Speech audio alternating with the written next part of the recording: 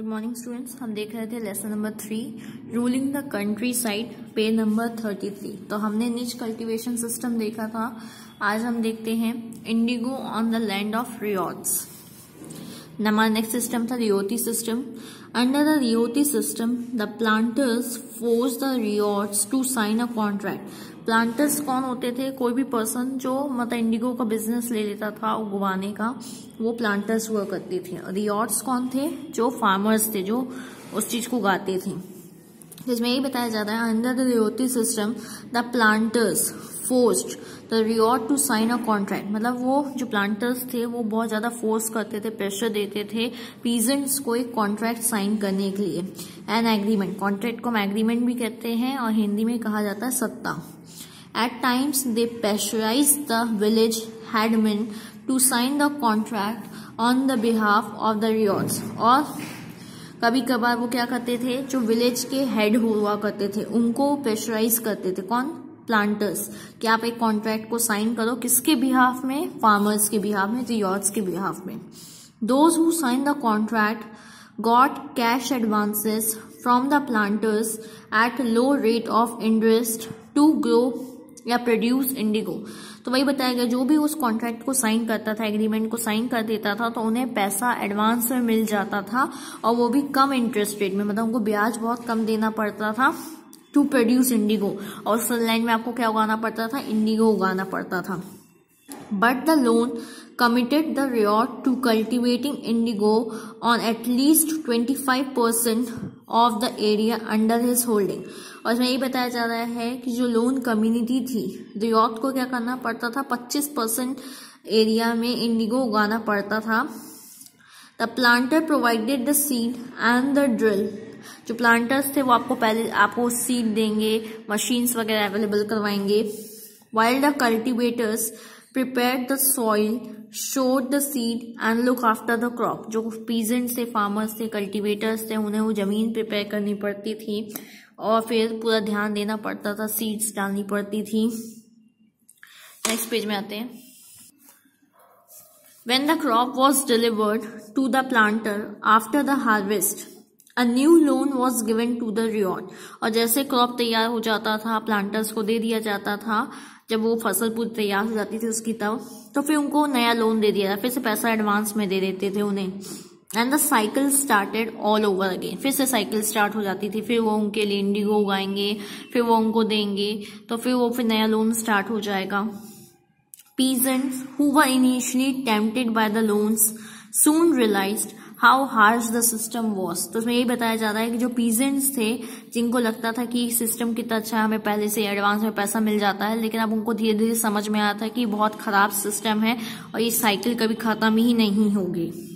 The price they got from the indigo they produced was very low and the cycle of loans never ended। तो वही बताया गया, जो Indigo जो वो उगा के देते थे उसके बदले में उन्हें बहुत कम पैसा मिलता था और ये जो साइकिल लोन की थी चलती जाती थी, खत्म नहीं होती थी। There were other problems too। The planters usually insisted that indigo be cultivated on the best soils in which peasants prefer to cultivate rice। तो ये प्रॉब्लम इतनी ही नहीं थी, जो प्लांटर्स थे वो उनको फोर्स करते थे कि आप उस जमीन पे उगाओ जो बहुत फर्टाइल है, जो आप राइस उगाने के लिए यूज करते हो, उस जमीन पे इंडिगो को उगाओ। Indigo moreover had deep roots and it exhausted the soil rapidly। जो इंडिगो होता है उसकी रूट्स बहुत अंदर तक जाती है और वो क्या करती है, पूरी जमीन का पानी सोख लेती है और उस जमीन को बंजर कर देती है। After an indigo harvest the land could not be shown with rice. तो मतलब ये बताएगा, जैसे जमीन में आप एक बार इंडिगो उगा लिए हो, वहां उस जमीन को आप दोबारा चावल उगाने के लिए यूज नहीं कर सकते हो। देखिए यहाँ पे आपको इंडिगो की स्टोरी दी गई है कि इंडिगो कैसे बनाया गया था। How was Indigo produce, page number 34। चलिए हम देखते हैं, ये आपको पूरी प्रोसेस दिखाई गई है इसमें। The Indigo villages were usually around Indigo factories owned by the planters. तो इसमें यही बताया जा रहा है, जो इंडिगो का विलेज था, इंडिगो कहाँ बनाया जाता था? इंडिगो फैक्ट्री के पास ही बनाया जाता था और ये जमीन का मालिक कौन होता था? प्लांटर्स होते थे। After harvest, the indigo plant was taken to the works in the indigo factory। तो इसमें यही बताया जा रहा है, जब वो फसल तैयार हो जाती थी तो उसे फैक्ट्री में ले जाया जाता था वट्स में। वट्स क्या होता है? अ फर्मेंटिंग और स्टोरेज वेसल। ये एक ऐसा वेसल टाइप का होता है जहां पे आप उसको स्टोर कर सकते हो या फर्मेंट कर सकते हो। ये जो बना हुआ है ना, जैसे आप ये देख सकते हो, ये दिया हुआ beater vat, fermenting vat. They 3 or 4 vats are needed to manufacture a dye. Dye बनाने के लिए हमें 3 या 4 वेट्स की नीड होती थी। Each vat had a separate function. हर वेट का अपना अलग अलग काम होता था। The leaves stripped off the indigo plant were first soaked in warm water in a vat. देखिए, इसमें यही बताया जाता है, जब पत्ती आप तोड़ते हो तो उसको क्या करना पड़ता था कि गर्म पानी में उसको छोड़ना पड़ता था। आप किस में छोड़ते थे? वेट में। Known as fermenting or steeper vat for several hours. हमें कुछ घंटों के लिए उसी पानी में, गर्म पानी में, उस वेट में छोड़ देना पड़ता था। When the plants fermented, the liquid became to boil and bubble. जब आप उस पेड़ को उसमें छोड़ दिए हो तो उबलना, और वहां नीचे गैस चल रहा है तो पानी क्या होगा? उबलने लगेगा, बबल्स आने लगेंगे।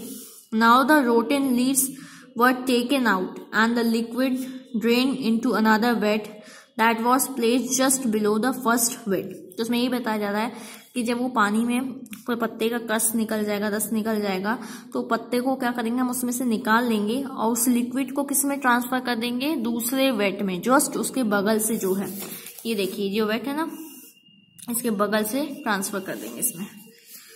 इन the second vat known as beater vat. अच्छा, ये देखिए, ये पूरा ये आपका फर्मेंटिंग वेट है जहाँ पे आप पानी में उसको उबालोगे और फिर उसको नीचे की तरफ गिराओगे, तो ये बीटर वेट है। देखिए लिखा है beater wait.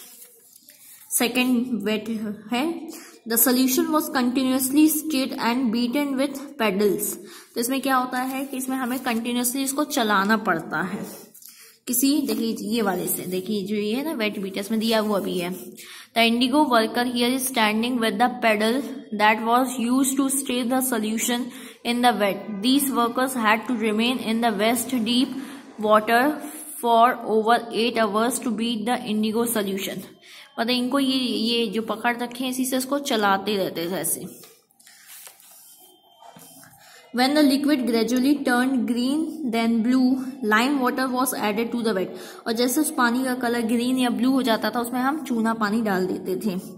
Gradually the indigo separated out in flakes, a muddy sediment settled at the bottom of the wet and a clear liquid rose to the surface. तो इसमें यही बताया जा रहा है, जैसे हम उसमें लाइम वाटर डालेंगे तो जो मड, मतलब वो थोड़ा हार्ड टाइप का लिक्विड हो जाता था, तो जो मडी पार्ट था वो नीचे बैठ जाता था और जो लाइट लिक्विड था वो ऊपर की तरफ आ जाता था। The liquid was drain off and the sediment the indigo pulp transfer to another vat. तो इसमें ये भी बताया जा रहा है कि जो लिक्विड था उसको दूसरे में छान लिया जाता था और जो मडी पार्ट था उसको दूसरे पार्ट में निकाल लिया जाता था। Known as settling vat. अब वो जो हार्ड पार्ट था उसको एक सेटलिंग वेट में डाल दिया जाता था। And then pressed and dried for sale. और उसको किसी चीज से सामान रख के, भारी सामान रख के वो बिल्कुल सीधा हो जाता था और फिर ये पत्थरों में उसको बेचा जाता था। दिया है, देखिए the indigo is ready for sale. Here you can see the last stage of production, workers stamping and cutting the indigo pulp that was be pressed and moulded. तो वही बताया गया, प्रेस और मोल्ड करने के बाद ये पत्थर के जैसे शेप में आ जाता था, फिर इसको काट काट के लोग बेचते थे। In the background you can C a worker carrying away the blocks for drawing. तो ये जो लेके जा रहा है सुखाने के लिए इसको लेके जा रहा है। और यहाँ पे देखिए वुमेन दिया हुआ है, women usually carried indigo plant to the vats. तो यही जो लेडीज थी ये क्या करती थी, जहाँ उग जाता था वहां से तोड़ के लाके ये फैक्ट्री में वेट्स में डालने में काम करती थी। इसका नेक्स्ट पार्ट हम नेक्स्ट डे देखेंगे। Thank you.